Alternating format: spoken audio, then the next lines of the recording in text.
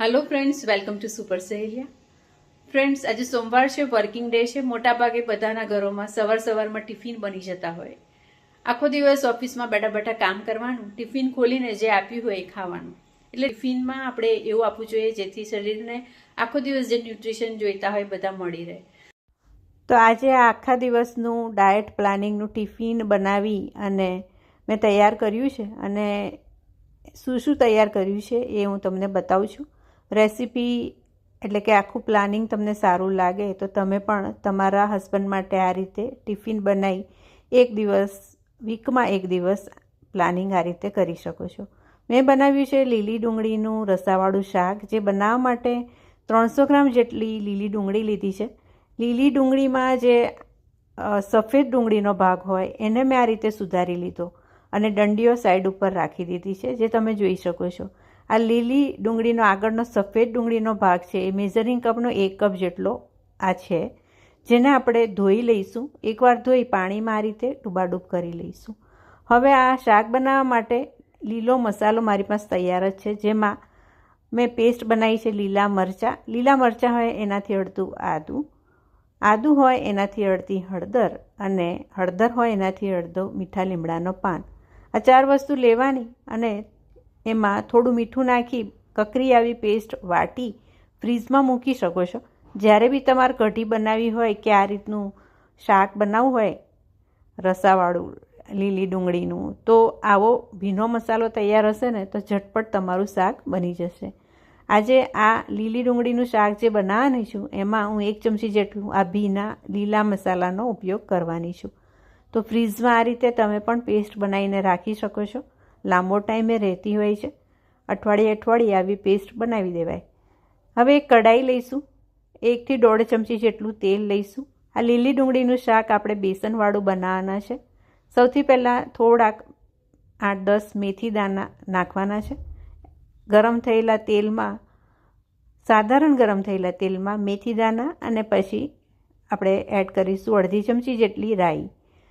આ રીતે થોડી તતડે એટલે એમાં નાખી દઈશું આપણે જીરું 5 ચમચી જેટલું. જીરું થઈ જાય એટલે 1 લાલ મરચું અને થોડા મીઠા લીમડાના પાન.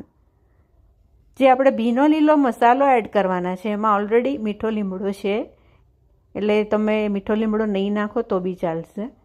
ચપટી હિંગ નાખી દેવાની છે અને પછી 1 ચમચી ભરીને જે ભીનો લીલો મસાલો જે છે એ એડ કરી લઈશું. તો જો આવો મસાલો તૈયાર હશે તો કઢી પણ તમારે જ્યારે બનાવી હશે ત્યારે ઝટપટ બની જશે. અને આ ટાઈપનું શાક બનાવવું હશે બેસનવાળું લીલી ડુંગળીનું શાક તો એ બી ફટાફટ બની જશે. હવે પેસ્ટનો કાચો ટેસ્ટ દૂર થઈ જાય ત્યાં સુધી એને થોડીક આ રીતે સાંતળી લઈશું. 2 થી 3 મિનિટ પેસ્ટને સાંતળ્યા પછી એની અંદર આપણે એડ કરી દેવાની છે લીલી ડુંગળી, એટલે કે લીલી ડુંગળીનો જે આપણે સફેદ ભાગ કટ કરીને રાખ્યો છે એ.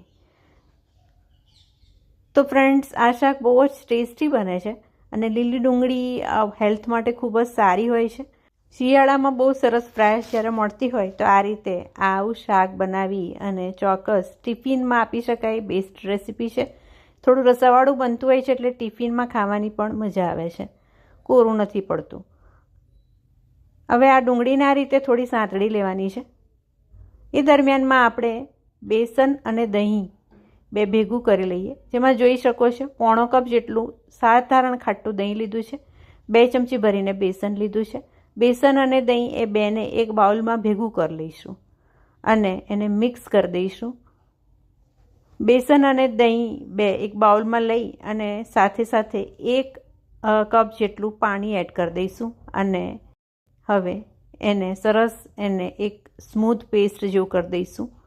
બિલકુલ ગટ્ટા ન રહે એનું ખાસ ધ્યાન રાખવાનું છે. બીટર લઈ આ રીતે હલાવતા જવાનું છે અને બેવને ભેગા કરીને સરસ એની પેસ્ટ બની જાય એવું કરવાનું છે.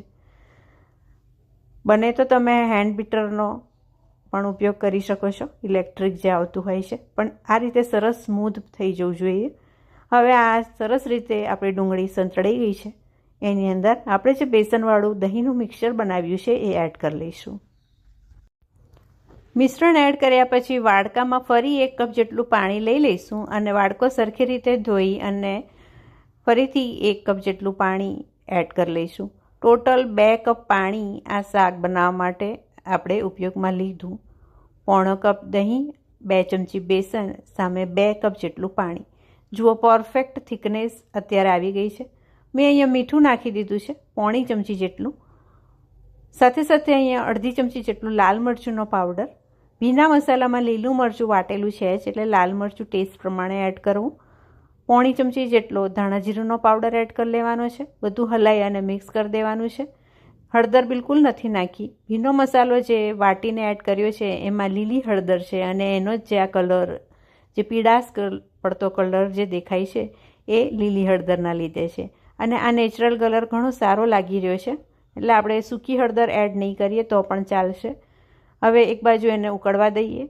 એ દરમિયાનમાં આપણે જે લીલી ડુંગળીની આ દાંડીઓ છે એ થોડીક લઈ લઈશું, 50 ગ્રામ જેટલી, અને એને આ રીતે બારીક સુધારી લઈશું. આ જે અત્યારે મિશ્રણ જે ઉકળી રહ્યું છે એમાં થોડુંક એક ઉભરો આવે પછી આ કાંદાની જે દંડી હતી એ સુધારીને એડ કરવાની. આ રીતે જોઈ શકો છો મેં દંડી ધોઈ અને આ રીતે બધી એડ કરી લીધી હતી અને બધું હલાઈને મિક્સ કરી દેવાનું.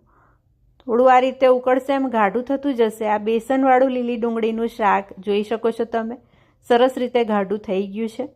બસ આ રીતે આટલું થિકનેસ ને આવું ગાઢું થઈ જાય એટલે તમારે ગેસ બંધ કરી દેવાનો છે. અને લાસ્ટમાં એમાં કોથમીર અને લીલું લસણ થોડુંક સુધારેલું એડ કરી દેવાનું છે. તો આ કોથમીર અને લીલું લસણ એડ કરી હલાઈને મિક્સ કરી લઈશું. તો આ લીલી ડુંગળીનું બેસનવાળું શાક તૈયાર છે. ટિફિનમાં બીજું આપણે સલાડ આપવાનું છે. સલાડ બનાવવા માટે તમે જોઈ શકો છો અહીંયા કાકડી છે, ટમેટું છે, કાંદો છે, દાડમ છે, ગાજર એક છે, સિંગદાણા 1 ચમચી, 1 ચમચી તલ છે અને સાથે સાથે લસણ છે, 3 કળી લસણ, સિંગતેલ, મરી પાવડર તો લીધો જ છે. લસણની 3 કળીઓ છોલીને આ રીતે એની થોડી દરદરી પેસ્ટ કરી એની અંદર સિંગદાણા પણ આ રીતે થોડા અધકચરા વાટી લેવાના છે. આ સલાડ બનાવવા માટે આપણે નટ્સ એટલે કે સિંગદાણાનો પણ થોડો ઉપયોગ કરીશું. પ્રોટીન રીચ સલાડ બનશે. જોઈ શકો છો સિંગદાણા પણ અધકચરા લસણની સાથે વાટી નાખ્યા, સાથે તલ ઉમેરી દઈશું. આ બાજુ મેં દાડમને છોલી લીધું, ટામેટું બારીક સુધારી લીધું, કાકડી બારીક સુધારી લીધી, કાંદો બારીક સુધારી લીધો, ગાજર બારીક સુધારી લીધું. આ બારીક સુધારેલા બધા જ શાકભાજી આ રીતે બાઉલમાં એડ કરી દઈશું, ભેગા કરી લઈશું. તમે ઈચ્છો તો અહીંયા કેપ્સિકમ પણ થોડું સુધારીને એડ કરી શકો છો, કોબીજ પણ થોડી સુધારીને એડ કરી શકો છો અને મકાઈના દાણા પણ બાફેલા થોડા એડ કરી શકાય. આ બધું જ આપણે એક બાઉલમાં લઈ લઈશું અને હવે જે આપણે પેસ્ટ બનાવીને રાખી છે લસણ, સિંગદાણા અને તલની એ એડ કરી લઈશું. તલ પણ શક્તિનો સ્ત્રોત છે, સાથે સિંગદાણા પ્રોટીન રીચ અને લસણ 1 ચમચી જેટલું, સિંગ તેલ અને મરીનો પાવડર 5 ચમચી જેટલો એડ કરી મિક્સ કરી દઈશું. આ સલાડ તૈયાર છે. ઉપરથી પિંક સોલ્ટ કે સિંધો મીઠું નાખવાનું છે, પણ હમણાં નહીં. જ્યારે આપણે ટિફિન ભરીએ ત્યારે ઉપરથી અત્યારથી નાખીશું તો એમાંથી પાણી, સલાડમાંથી પાણી છૂટવા મળશે. તો આ પિંક સોલ્ટ મારી પાસે છે કે પછી સિંધો મીઠું જે ઉપરથી થોડુંક આપણે ટિફિન ભરતી વખતે એડ કરવાનું રહેશે. સલાડ આપણું તૈયાર છે. બહુ જ સરસ દેખાઈ રહ્યું છે, ટેસ્ટમાં પણ બહુ જ સરસ લાગતું હોય છે. તો ચોક્કસ આ રીતે ટિફિનમાં રસાવાળા ડુંગળીના બેસનવાળા શાકની સાથે સલાડ અને જોડે રોટલીમાં અહીંયા બાજરી અને ઘઉંનો લોટ અડધો લીધો છે. થોડું મીઠું અને થોડુંક તેલ નાખી રોટલીનો લોટ બાંધી લીધો અને ચોખાના અટામણમાં સરસ રીતે પાતળી રોટલી વણી લીધી. આ ફુલકા રોટી આ રીતે કલાડી ઉપર ડાયરેક્ટ ગેસ ઉપર શેકીને બનાવો કે પછી કલાડીની ઉપર જ શેકીને બનાવો પણ પરફેક્ટ જ બને છે. ડબ્બામાં ભરી દેવી 3 ફુલકા રોટી અને ઉપરથી ઘી, ગાયનું ઘી સરસ રીતે લગાવી દેવું. 3 ફુલકા રોટી બાજરી અને ઘઉંના લોટની સાથે ગાયનું ઘી સરસ રીતે લગાડેલું. ગોળનો ટુકડો મૂકી શકો છો જો ગળ્યું ખાવાનું બહુ જ ગમતું હોય તો. અને સાથે સાથે મેં અહીંયા ડ્રાયફ્રૂટ્સ તૈયાર કર્યા છે. તો બપોરે લંચ કરીએ ઓફિસમાં પછી મોસ્ટલી 4 વાગે, 4 થી 5 વાગે થોડું ક્રેવિંગ્સ આવતી હોય છે. તો આ હેન્ડફુલ ઓફ નટ્સ ખાવાથી એનાથી સારું લાગતું હોય છે. તો આ ડ્રાયફ્રૂટ મિક્સ હું બનાવીને તૈયાર રાખું છું અને થોડું ઓફિસમાં દરરોજ પેક કરીને અપાય, જેમાં પમ્પકિન સીડ, સનફ્લાવર સીડ, કાજુના ટુકડા, અખરોટના ટુકડા, બદામના ટુકડા, ખજૂરના ટુકડા, અંજીરના ટુકડા, ક્રેનબેરી, બ્લ્યુબેરી, તમને ગમે એ બધા જ ડ્રાયફ્રૂટ્સ, પણ સાથે seeds, sunflower seeds, pumpkin seeds જેવા સીડ્સ પણ એડ કરવાના. અને બસ આ રીતે બનાવેલું આ ડ્રાયફ્રૂટ મિક્સ બસ 4-5 વાગે ઓફિસમાં ભૂખ લાગે તો મુઠ્ઠી પર ખાઈ લઈએ તો મજા આવી જાય. તો જુઓ, સૌથી પહેલાં ટિફિનમાં રોટલી તો ભરી જ દીધી છે બાજરી અને ઘઉંની, સાથે સાથે આ સલાડ મિક્સ ઉપરથી થોડુંક પિંક સોલ્ટ મેં છૂટકી દીધું છે. એક ડબ્બામાં હવે બેસનવાળું લીલી ડુંગળીનું શાક અને રોટલી તો તૈયાર જ છે. That's all. તો આ ડબ્બા જ્યારે તમે ટિફિન બોક્સમાં ભરીને ઓફિસ મોકલશો ત્યારે તમને પણ ખૂબ જ આનંદ થશે અને સંતોષ થશે. અઠવાડિયામાં એકવાર આ રીતે તમે પણ ટિફિનનું પ્લાનિંગ કરી શકો છો. Thank you.